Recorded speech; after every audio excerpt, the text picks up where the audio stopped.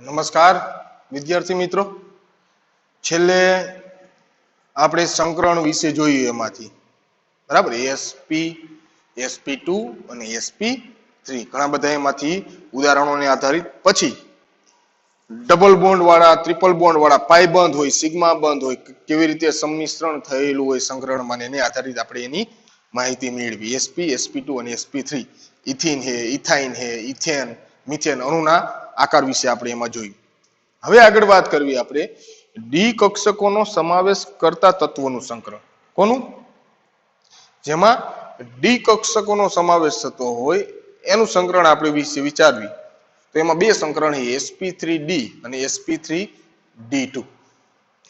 હવે પેલા વાત કરી દઉં હું બીજા આવર્તના જે તત્વો છે બીજા આવર્તના અને p વિભાગમાં ખાસ કરીને બોરોન, કાર્બન, નાઇટ્રોજન, ઓક્સિજન અને ફ્લોરિન. રેડી?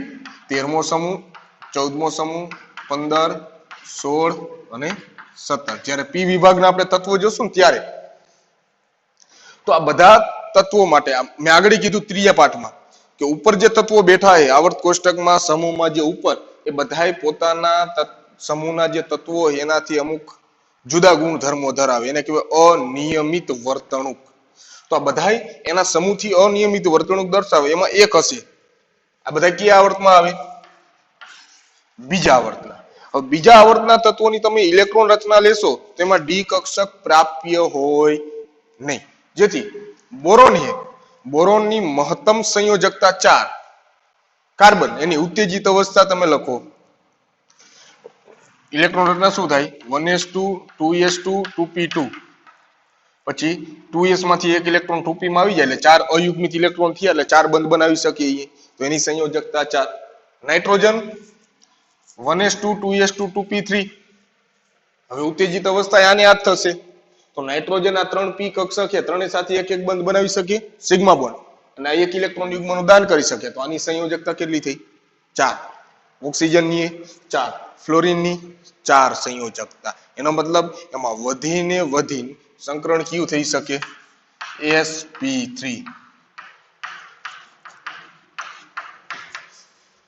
બીજા આવર્તના જે તત્વો છે boron, carbon, nitrogen, oxygen, fluorine એમાં ડી કક્ષક વાળું સંકરણ થઈ શકે નહીં. આપણે s વિભાગની વાત નથી કરતા કારણ કે મોસ્ટ ઓફલી આયનીય બંધ બનાવે સહસંયોજક બંધની વાત છે. તો એમાં જે p વિભાગના તત્વોમાં જે બીજા નંબરના આવર્તમાં રહેલા જે તત્વો છે એટલે કે સમૂહમાં જે સૌથી ઉપર બેઠેલા તત્વો છે એમાં ડી કક્ષક કારણ કે 2s પછી આવે 2p પછી 3s 3p ડી કક્ષક ઘણી બધી દૂર છે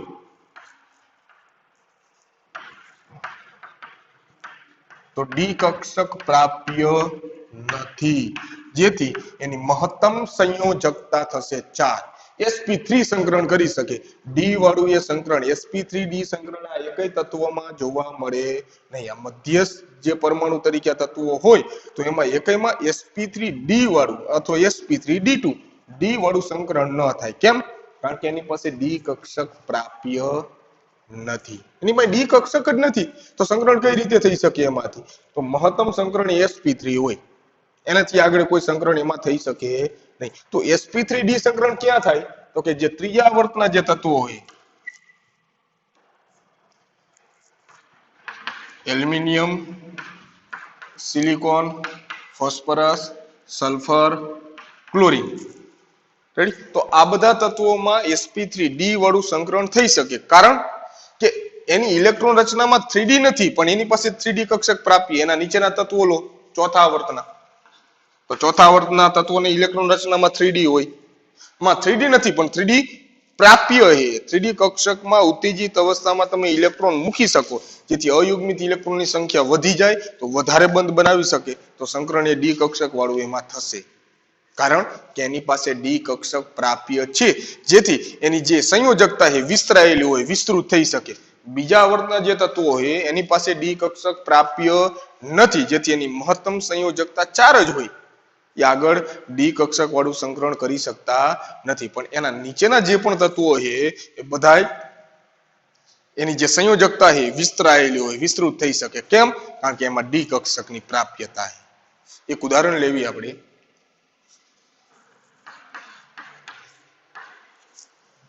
PCl5 ફોસ્ફરસ પેન્ટાક્લોરાઇડ. હાલો મધ્યસ્થ પરમાણુ કોણ થાય? ફોસ્ફરસ. હાલો ફોસ્ફરસ પરમાણ્વીય ક્રમાંક 15. ઇલેક્ટ્રોન રચના argon complete, sorry neon complete 10, 1s2 2s2 2p6 આ કમ્પ્લીટ પૂર્ણ ભરાયેલી કક્ષા થઈ ગઈ. હાલો એના પછી 3s2 અને 3p15 છે 3 3s2 3p3 રેડી. 3p પછી આપણે ભરવી 4s અને પછી 3d માં. એમાં તો આની પાસે 3d કક્ષક એ પ્રાપ્ય પણ 3d માં 0, અત્યારે કોઈ ઇલેક્ટ્રોન નથી. તો 3s 3p અને 3d હવે કેમ ઉપયોગ થઈ શકે? કારણ કે 3s 3p અને 3d આ કોઈ વચ્ચે વધારે ઉર્જાનો તફાવત હોતો નથી. તમને કોષ્ટક આપ્યું એ 120 ઉપર, પેજ નંબર 120 ઉપર, જે એના ઉદાહરણમાં તમે જોશો તો મોટા કૌંસ વાળા છે. એનો મતલબ સંકીર્ણ સંયોજનો. એ 12માં આખો પાઠ એના વિશે જોશો. અત્યારે એના વિશે કોઈ નહીં વિચારવી સંકીર્ણ સંયોજન માટે. પરંતુ જે ડી વિભાગના તત્વો છે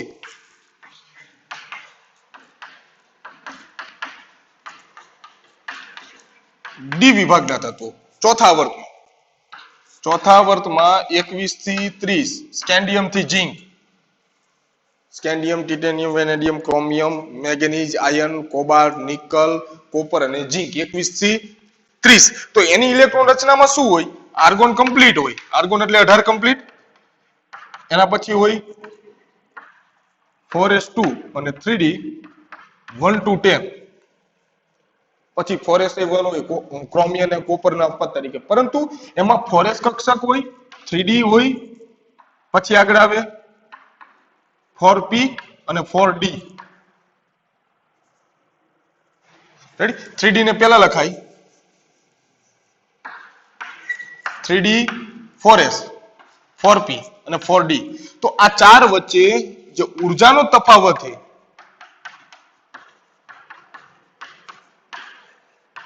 ઘણો બધો ઓછો હોય 3d 4s 4p અને 4d વચ્ચે. એ જ રીતે 3s 3p અને 3d આ ત્રણેય વચ્ચે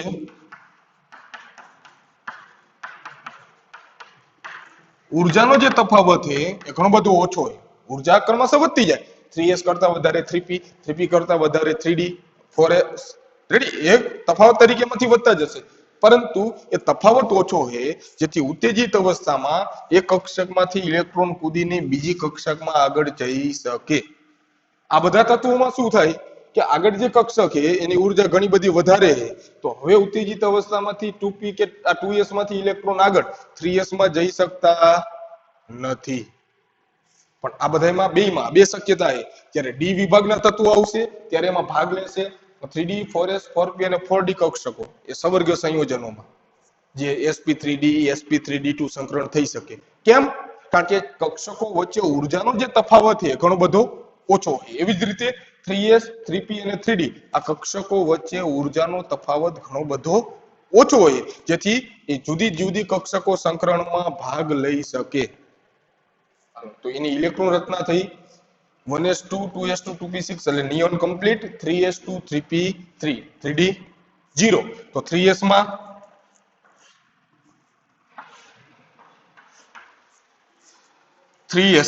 આ 3s કક્ષક એમાં બે ઇલેક્ટ્રોન,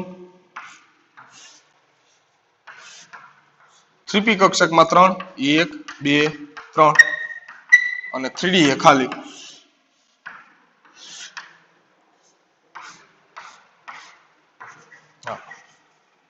રેડી. આની ધરા અવસ્થા, ભૂમિ અવસ્થા. આની સાચી જે આપણે ઇલેક્ટ્રોન રચના લખવી આ ધરા અવસ્થા, ભૂમિ અવસ્થા પ્રમાણે નિયોન કમ્પ્લીટ 3s2 3p3 એની ઇલેક્ટ્રોન રચના હોય. PCl3 હોય ફોસ્ફરસ ટ્રાઇક્લોરાઇડ તો એની ઉત્તેજિત અવસ્થા નહીં આવે કારણ કે 3 ક્લોરીન જોડાયેલા છે તો ત્રણેય અયુગ્મિત ઇલેક્ટ્રોન આ ત્રણેય સાથે ક્લોરીન ના જોડાઈ જાય એક એક ઇલેક્ટ્રોન તો સંકરણ કેવું થઈ જાય?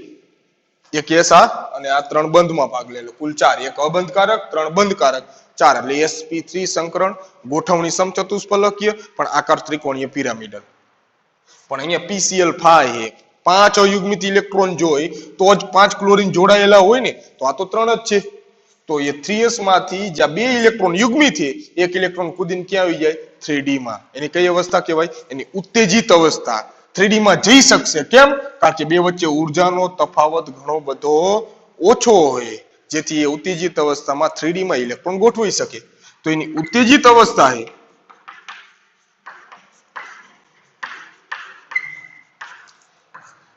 ઉત્તેજિત અવસ્થા થશે 3s1 3p3 અને 3d1.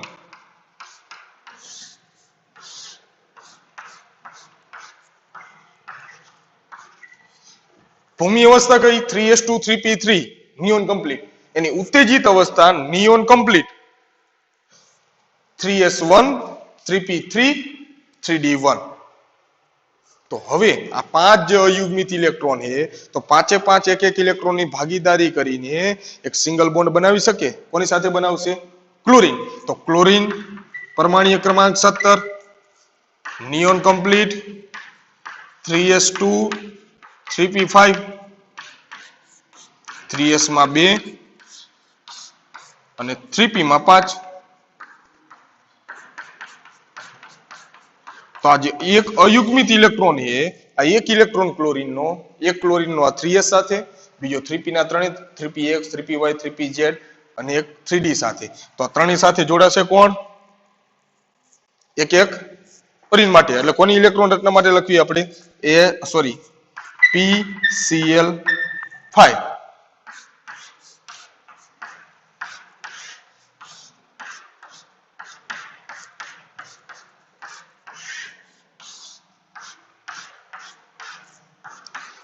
તો ત્રણેયમાં ક્લોરીનનો એક 5 5 માં ક્લોરીન એક એક ઇલેક્ટ્રોન ની ભાગીદારી કરે, તો અહીં એક ક્લોરીન એક ઇલેક્ટ્રોન આપશે, એમાંથી એક એક ઇલેક્ટ્રોન ની ભાગીદારી થશે. ફોસ્ફરસ નો ઇલેક્ટ્રોન આમાં લખી શકો, તો આની અષ્ટક રચના પૂર્ણ થઈ ગઈ. અને ક્લોરીન નો ઇલેક્ટ્રોન તમે આમાં લખી શકો, કારણ કે બે કક્ષકોનું શું થવાનું છે? સંમિશ્રણ. બે કક્ષકો ભેગી થઈ ગઈ, બે એક એક ઇલેક્ટ્રોન ભેગા થયા એટલે બે ઇલેક્ટ્રોન થઈ ગયા એમાંથી. આમાં ક્લોરીન નો એક ઇલેક્ટ્રોન.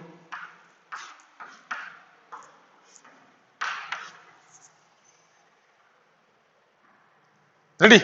તો જો કઈ કઈ કક્ષકોએ ભાગ લીધો, અથવા PCl5 છે મધ્યસ્થ પરમાણુ જે ફોસ્ફરસ એની આજુબાજુ 5 ક્લોરીન છે, અથવા ફોસ્ફરસના સંયોજકતા ઇલેક્ટ્રોન આ 5 છે, 5 એ 5 બંધ બનાવે, તો 5 કક્ષકો થયા, 5 બંધકારક ઇલેક્ટ્રોન યુગ્મ. તો આપણને ખબર છે કે 5 બંધકારક ઇલેક્ટ્રોન યુગ્મો હોય, અથવા 5 કુલ યુગ્મો હોય અત્યારે, તો કયું સંકરણ હોય? sp3d. ગોઠવણી ત્રિકોણીય દ્વિપિરામિડલ. જો 5 એ 5 બંધકારક હોય તો આકારે ગોઠવણી જે હોય એ જ. તો જો કઈ કક્ષકે ભાગ લીધો? એક 3s 3 3p અને 3d. તો 5 એ 5 શું બની?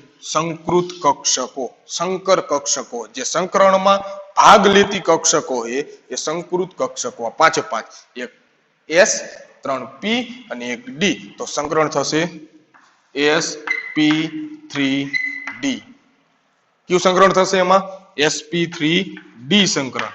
ગોઠવણી ઇલેક્ટ્રોન યુગ્મોની ગોઠવણી ત્રિકોણીય દ્વિપિરામિડલ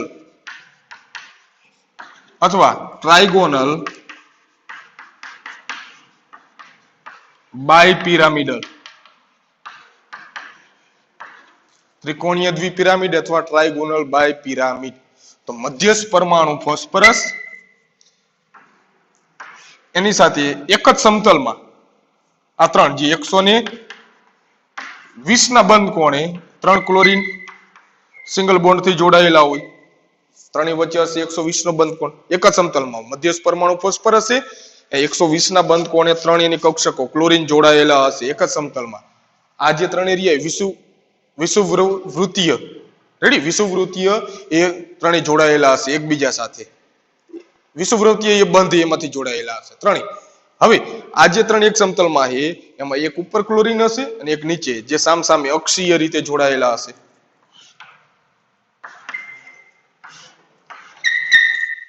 જે વિષુવવૃત્તીય જે બંધો છે એના કરતા જે અક્ષીય બંધો રહ્યા ને લાંબા હશે, જેથી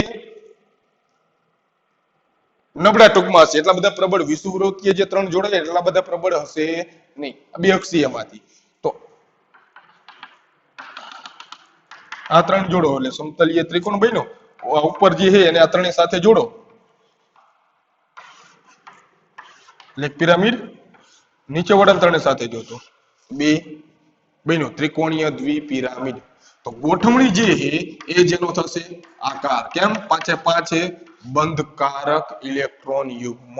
તો PCl5 sp3d સંકરણ, ગોઠવણી ત્રિકોણીય દ્વિપિરામિડલ, આકાર એનો ત્રિકોણીય દ્વિપિરામિડલ ટ્રાઇગોનલ બાયપિરામિડલ, કે જેમાં ત્રણ વિષુવવૃત્તીય બંધો હોય 120 ના બંધ કોણથી અને 180 ના બંધ કોણથી બે અક્ષીય હોય.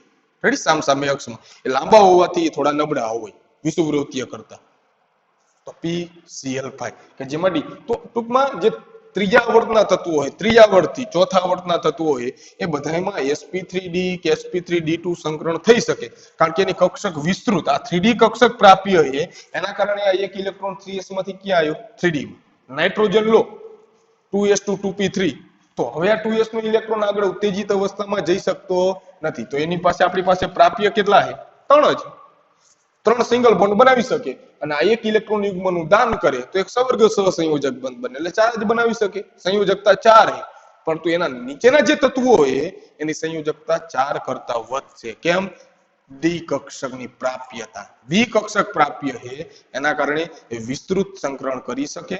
sp3d અને sp3d2 પણ કરી શકે. એમાંથી આગળ ઉદાહરણ લેવી sp3d2. તો જે કોષ્ટકમાં સવર્ગ સંયોજનો વાળા છે ને, મોટા કૌંસ વાળા,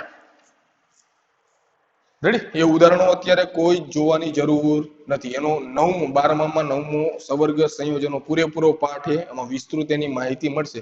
અત્યારે એના સંકરણ વિશે કોઈ જાણવાની જરૂર નથી. બરાબર? આ સમજૂતી આપણે આપી એમાંથી. બાકી આપણને ખબર જ છે PCl5 આપ્યું હોય તો આપણે શું જોવાનું કે ફોસ્ફરસ સંયોજકતા ઇલેક્ટ્રોન 5, પાંચે પાંચ ક્લોરીન સાથે જોડાયેલા છે એટલે પાંચે પાંચ બંધકારક ઇલેક્ટ્રોન યુગ્મ 5 હોય તો સંકરણ sp3d, ગોઠવણી ત્રિકોણીય દ્વિપિરામિડ, પાંચે પાંચ બંધકારક છે તો આકાર ત્રિકોણીય દ્વિપિરામિડ. આગળ એમાંથી 4 બંધકારક ને 1 અબંધકારક હોય તો આકાર ચીચવો હોય. 3 બંધકારક 2 અબંધકારક હોય તો આકાર હોય ટી આકાર. 2 બંધકારક 3 અબંધકારક હોય તો આકાર હોય રેખીય. એ આગળના ટોપિક માટે એમાંથી પણ PCl5 માટે ખબર સંકરણ જોઈ લો.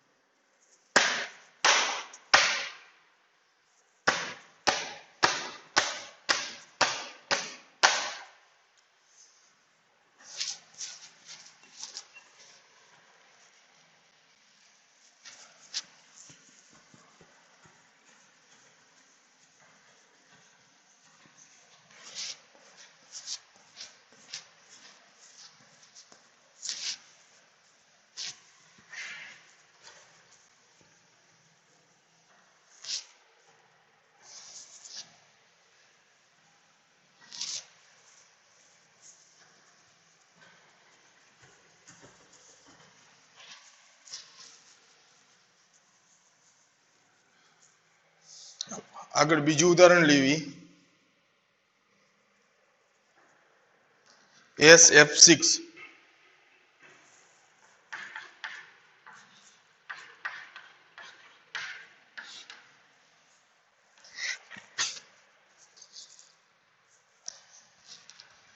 રેડી?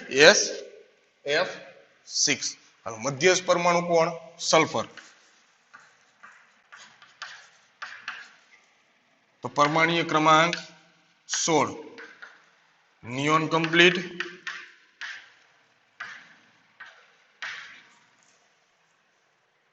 3s2 3p4 રેડી સમૂહ નંબર 16 સમૂહ નંબર 16 3s2 3p4 તો એની જે ધરાવસ્થા છે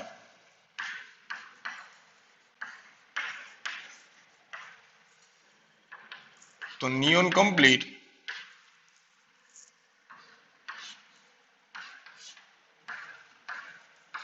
(3s2)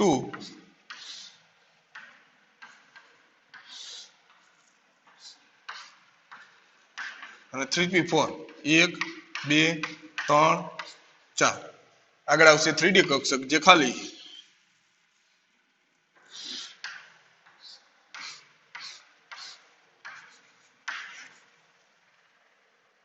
તો અત્યારે આ બે બંધ બનાવી શકે હવે એની ઉત્તેજિત અવસ્થા કારણ કે સલ્ફર સાથે 6 ફ્લોરિન જોડાયેલા છે તો એની પાસે 6 અયુગ્મિત ઇલેક્ટ્રોન હોવા જોઈએ આ તો બે જ છે તો એની ઉત્તેજિત અવસ્થા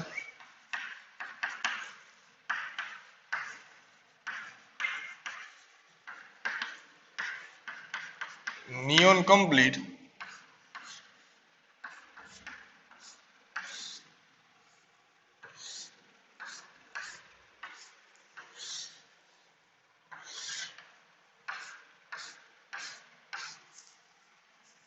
(3s2) હતા એટલે એક ઇલેક્ટ્રોન કૂદીને ક્યાં વહી ગયો 3D માં એટલે આમાં થઈ ગયા એક વહી ગયો આમાં 3p માં 4 હતા તો આ બે અયુગ્મિત આમાં એક અયુગ્મિત કરવા માટે એક કૂદીને વહી ગયો 3D માં તો આમાં થઈ ગયા 3 અને D માં 2 તો શું થઈ એની ઉત્તેજિત અવસ્થા neon complete 3s1 3p3 3d2 હવે એની પાસે થયા 6 અબંધકારક ઇલેક્ટ્રોન યુગ્મ અયુગ્મિત હવે એ 6 સાથે જોડાય ફ્લોરિન 1s2 2s2 2p5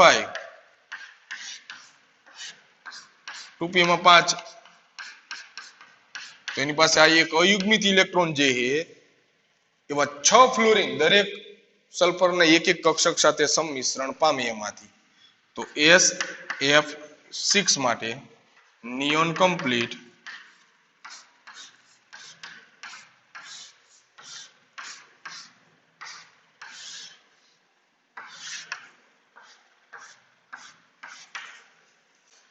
એક 3p માં 3 અને 3d માં 2 છે તો બધા સાથે જોડાય એક એક ફ્લોરિન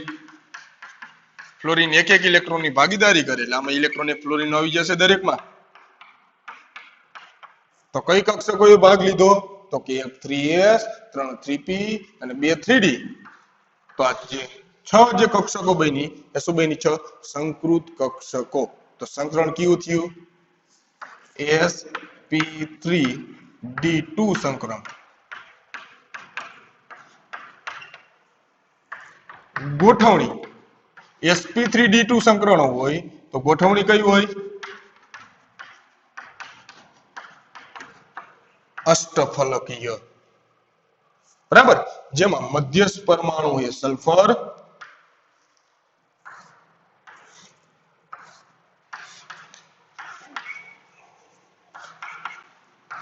સમતલ્ય રીતે જોડાયેલા 4 ફ્લોરિન કે જેની વચ્ચે હશે બંધ કોણ 90 ડિગ્રી એક જ સમતલમાં 4 ફ્લોરિન સમતલ્ય રીતે એ સમતલની એક અહીંયા ઉપર સલ્ફર સાથે જોડાયેલી એક પાછળ એટલે કુલ 6 થઈ ગયા અને ચારે સાથે જોડશો એટલે એક સમતલ્ય એ સમચોરસ પિરામિડ બનશે નીચે વાળાને જોડશો એટલે સમતલ્ય સમચોરસ પિરામિડ બનશે તો આને સમચોરસ દ્વિપિરામિડ નથી બોલાતું કારણ કે આમાં જે કુલ બાજુઓ હોય એ બાજુઓ થશે 8 અહીંયા ઉપર એક આ જે ફ્લોરિન અહીંયા જોડાયેલો હોય આ ચારે ચાર ફ્લોરિન સાથે જોડો એટલે આ એક ત્રિકોણ બાજુ બને એક અહીંયા ત્રિકોણ એક ઉપર અને એક અહીંયા 4 એવા નીચે 4 એટલે 8 બાજુઓ થઈ ને 8 ફલક એટલા માટે એને કહેવાય અષ્ટફલકીય શું કહેવાય અષ્ટફલકીય 6 બંધકારક ઇલેક્ટ્રોન યુગ્મ છે જેથી એનો આકાર કયો થશે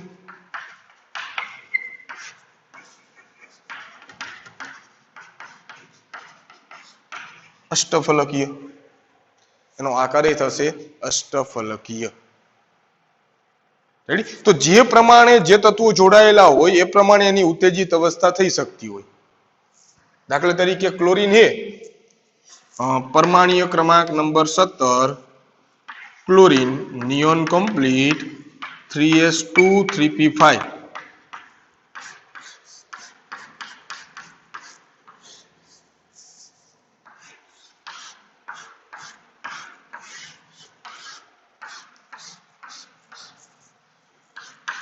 2 3 4 ને 5 આ એની ભૂમિ અવસ્થા બરાબર હવે આ ક્લોરીન ને અત્યારે બંધ બનાવવો હોય ઇલેક્ટ્રોનની ભાગીદારીથી સિંગલ બોન્ડ તો કેટલા બંધ બનાવી શકે એક જ બંધ બનાવી શકે કારણ કે એની સંયોજકતા ઇલેક્ટ્રોનમાં એક જ અયુગ્મિત ઇલેક્ટ્રોન છે જેથી એક ઇલેક્ટ્રોનની ભાગીદારી કરીને એક બંધ બનાવે દાખલા તરીકે અત્યારે જોયું આપણે PCl5 હતું તો 5 ક્લોરીન ફોસ્ફરસ સાથે જોડાયેલા તો દરેક ક્લોરીન એક ઇલેક્ટ્રોનની ભાગીદારી કરે એમાંથી રેડી દાખલા તરીકે ClF હોય ક્લોરીન ફ્લોરાઇડ તો ફ્લોરીન એ ક્લોરીન સાથે જોડાય બે એક ઇલેક્ટ્રોનની ભાગીદારી કરીને તો અત્યારે કોઈ ઉત્તેજિત અવસ્થાની જરૂર નથી હવે બીજું હોય ClF3 ત્રણ ફ્લોરીન જોડાયેલા એમાં તો એક જ છે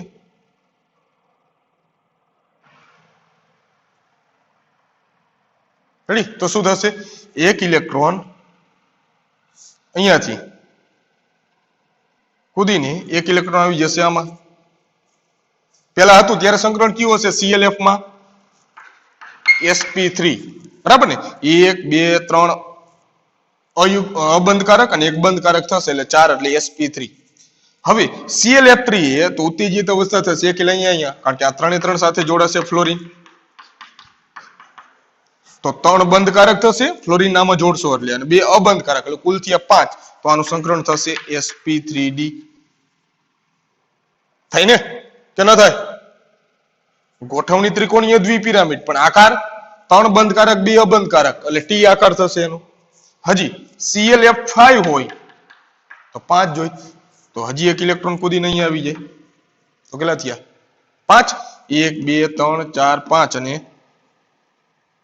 આ 6 કુલ યુગ્મો તો સંકરણ કયું થશે આનું ClF5 માં 5 બંધકારક 1 અબંધકારક કુલ 6 યુગ્મ એટલે sp3d2 એમાં 5 બંધકારક ને 1 અબંધકારક એટલે સમચોરસ પિરામિડ એનો આકાર થશે તો એ પ્રમાણે ઉત્તેજિત અવસ્થામાં જુદા જુદા સંકરણ થઈ શકે એમાંથી પણ આ બધાય સંકરણના ટોપિકમાંથી આપણે શું યાદ રાખવાનું છે કે કોઈ પણ અણુસૂત્ર આપણી પાસે હોય SF6 PCl5 ClF3 કોઈ પણ તો એમાં મધ્યસ્થ પરમાણુની આજુબાજુ કુલ યુગ્મો કેટલા એ ગણવાનું કુલ યુગ્મો મળે તો તમને સંકરણ મળે ગોઠવણી મળે પછી બંધકારક કેટલા અબંધકારક કેટલા એ જોવો તો મળે તમને આકાર આટલી વસ્તુ ખાસ સંકરણ અને આકારની જરૂર પડશે જ એમાંથી બરાબર પડી તો બીજા ઉદાહરણો હતા કઈ રીતે એમાંથી એ સંકરણને થયેલું હોય એની સમજૂતી માટેને બરાબર પડી જોઈ લો